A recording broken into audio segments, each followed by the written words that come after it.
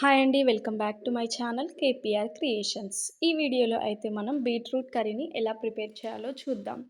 So beetroot అయితే మనకు హెల్త్‌కి చాలా మంచిది. మనకు బ్లడ్ కూడా చాలా ఇంప్రూవ్ అవుతుంది బీట్రూట్ తింటే. సో మనం డైరెక్ట్‌గా తినడానికి కొంచెం ఇష్టపడరు, కానీ ఇలా కర్రీ చేసుకొని చపాతీ ఆర్ రైస్‌తో తింటే చాలా టేస్టీగా ఉంటుంది. ఫస్ట్ అయితే మనం మంచిగా బీట్రూట్లని పైన పీలంతా తీసేసుకొని మంచిగా సన్నగా తురిమేసుకోవాలి.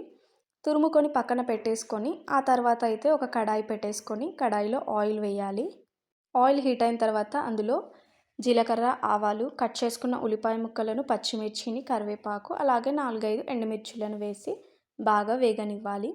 అయితే ఉల్లిపాయలు అనేది మన ఇష్టం, బీట్రూట్ కర్రీలో వేసుకోవడం వేసుకోకపోవడం, బట్ వేసుకుంటే టేస్ట్ బాగుంటుంది. సో ఇవన్నీ మంచిగా వేగాక అందులో కొద్దిగా మినపప్పు, శనగపప్పు, అలాగే కొన్ని పల్లీలను వేసి ఇవి కూడా మంచిగా వేగనివ్వాలి.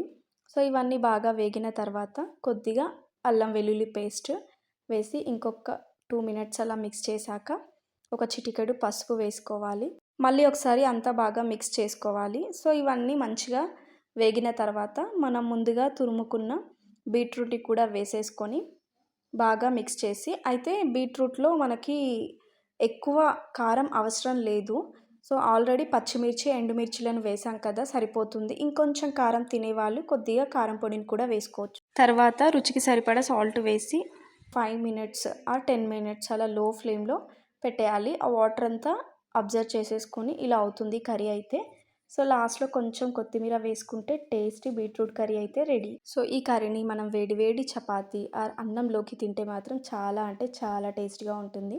అండ్ మీరు కూడా ఒకసారి ట్రై చేయండి. ఈ వీడియో నచ్చినట్టయితే లైక్ చేసి ఛానల్‌ని సబ్స్క్రైబ్ చేసుకోండి. Thank you.